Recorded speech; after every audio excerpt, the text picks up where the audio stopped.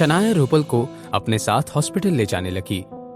जब दोनों उस प्राइवेट रूम से बाहर निकल गई, आहान ने विकी भाई से कहा, thank you so much Vicky भाई, आपका यह एहसान मैं हमेशा याद रखूंगा। दूसरी तरफ हॉस्पिटल में रूपल की ट्रीटमेंट अच्छे से हो गई थी। जब शनाया अपनी बातें कर रही थी, एकदम से रूपल ने अपने बेस्ट फ्रेंड से सवाल करते हुए कहा, शनाया, तुम आहान के बारे में डिटेल में क्या क्या जानती हो? आहान के बारे में? मैं कुछ समझ नहीं पा रही। शनाया, मैंने हमेशा से उसे ब्लेम किया है, लेकिन मैं गलत थी। आहान एक बहुत ही जिम्मेदार और बहादुर लड़का है। He is a real man. Rupal, तुम्हें फीवर तो नहीं ना? तो फिर तुम ऐसी बात क्यों कर रही हो? मुझे कुछ नहीं हुआ है। बस एक बात याद रखो, आहान को अपने पास संभाल कर रखो, वो बहुत स्पेशल है। यह सुनने के बाद शनाया ने हंसते हुए कहा, डेफिनेटली, मैं अपने हबी को नहीं छोड़ने वाली, और अब तो मैं उसे मुझे छोड़कर भी कहीं नहीं जाने दूंगी। अगली सुबह जब आहान शनाया के बारे में सोचते हुए हॉस्पिटल के कॉरिडोर से चल रहा था, उसने एक अजीब सी बात नोटिस की। कॉरिडोर के दूसरे कोने में खड़े लोग आहान की तरफ उंगलियों से इशारे कर रहे थे, और इतना ही नहीं, कुछ नर्सेस तो आहान को देखकर मुस्कुराते हुए शर्मा भी रही थी। लोगों के इतने अजीब रिएक्शंस को देखकर आहान कंफ्यूज हो गया था। एक शीशे में नजर आ रहे रिफ्लेक्शन में उसने अपने चेहरे की तरफ देखा, लेकिन आहान के चेहरे को कुछ भी नहीं लगा था। दूसरी तरफ रूपल मेडिसिन के असर की वजह से अभी भी सो रही थी। फ्रेश होने के बाद शनाया ने कुछ देर के लिए अपना मोबाइल चेक किया कि उसके सोशल मीडिया अकाउंट को टैग करते हुए 2 वीडियोस पे 2 मिलियन व्यूज आए हुए थे। एक वीडियो में आहान पियानो प्ले कर रहा था। आहान के फैंस ने उसे पियानो प्रिंस ये नाम भी दे दिया था। ये इंटरनेट पर कमेंट करने वाले लोग अजीब से होते हैं यार।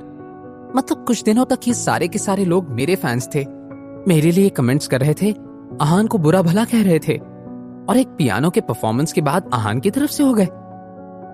खास करके ये लड़कियां, इन लड़कियों को क्या पता कि मेरा पति तो इन सब के कमेंट्स को एक नजर से देख नहीं रहा। शनाया ने अपना मोबाइल बंद किया और बाहर निकल आई। दरवाजा खोलते ही शनाया की नजर सामने वाले कॉरिडोर से आ रहे आहान की तरफ पड़ी। आहान को देखते ही शनाया का मूड एकदम खुश हो गया। अपने आप से ही बातें करते हुए शनाया ने कहा, यह आहान कितना हैंडसम है। मेरा भी ध्यान आज पहली बार गया है। सिंपल से कपड़ों में भी कितना गुड लुकिंग लग रहा है। तभी उसने देखा कि कुछ नर्सेस आहान के पीछे छिप छिप कर फोटोज क्लिक कर रही हैं। शनाया को गुस्सा आ गया। क्या ये लड़कियां उसकी शादी टूटने के लिए इतनी डेस्परेट हो रही थी? शनाया का मन किया कि वो मोबाइल छीनकर सारे पिक्चर्स डिलीट कर दे। उफ, क्या करूं? ये सब कैसे देख रहे हैं मेरे पति को? मैं क्या करूं? तभी आहान आकर उसके सामने खड़ा हो गया। गुड मॉर्निंग, आप यहाँ दरवाजे पर क्यों खड़ी हैं? उसने जल्दी से आहान का हाथ पकड़ लिया और उससे मुस्कुराते हुए बोली, गुड मॉर्निंग आहान, मैंने तुम्हें बहुत मिस किया। क्या तुम्हें मेरी याद आ रही थी? शनाया ने अपने शब्द कुछ ऐसे जोर से कहे ताकि वो नर्सेस भी सुन सके, लेकिन आहान कंफ्यूज हो गया। आज से पहले शनाया ने आहान से ऐसे सवाल कभी नहीं किए थे। याद, आपने मुझे याद किया? बहुत ज्यादा। आहान बहुत ही ऑकवर्ड हो रहा था। शनाया ने नजरें चुराते हुए आहान की नजर उसके होठों पर जा रुकी और उसके कल रात की वो सडन किस याद आ गई। आहान ने अपने आप से ही कहा, शनाया शायद अब मेरे साथ कंफर्टेबल होने लगी है। ये तो अच्छी बात है। उसने फिर शनाया के हाथ पर अपनी पकड़ और बोला, आपको भूख लगी होगी ना? मैंने आपका पसंदीदा ब्रेकफास्ट बनाया है, चलिए साथ में नाश्ता करते हैं। और आहान की आंखों की गहराई को देखते हुए शनाया ने कहा, तुम बहुत अच्छे हो। वैसे आहान, कुछ दिनों से मेरे दिमाग में एक बात चल रही है। मेरी दादी कहती थी कि पत्नी को अपने पति को नाम से नहीं बुलाना चाहिए, तो क्यों ना मैं तुम्हें प्यार से कुछ बुलाऊं? शनाया की बात सुनकर आहान स्माइल करने लगा। क्यों नहीं, आप मुझे क्या कहकर बुलाना चाहती हैं?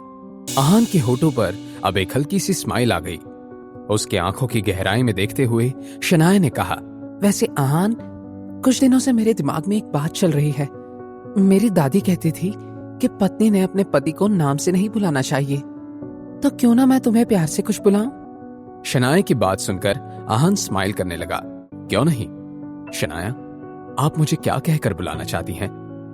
क्यों ना मैं तुम्हें अब से हबी कहकर बुलाऊं? क्या तुम्हें अच्छा लगेगा? सुनने में हबी अच्छा लगता है, और दादी जी की बात को तो हमेशा मानना ही चाहिए। अब आज से मुझे हबी कहकर ही पुकारिए। अब अगर आपने हबी पर हक जमाना हो गया हो तो क्या हम अंदर चलकर ब्रेकफास्ट करें? मुझे जोरों की भूख लग रही है।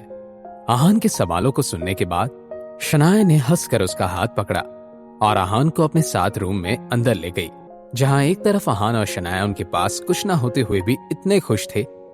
पास में 50 करोड़ होने के बाद भी मिसेस यामिनी गिल की हालत बिगड़ रही थी। तभी उनके घर की डोरबेल बजी। ना जाने क्यों मिसेस यामिनी गिल को लगा कि जरूर शनाया ही आई होगी, इसलिए वो जल्दबाजी में दरवाजा खोलने के लिए चली गई।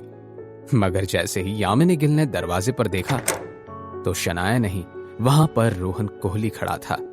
तो वो दंग रह गई। रोहन, मेरा मतलब है दामाद जी, आप यहाँ?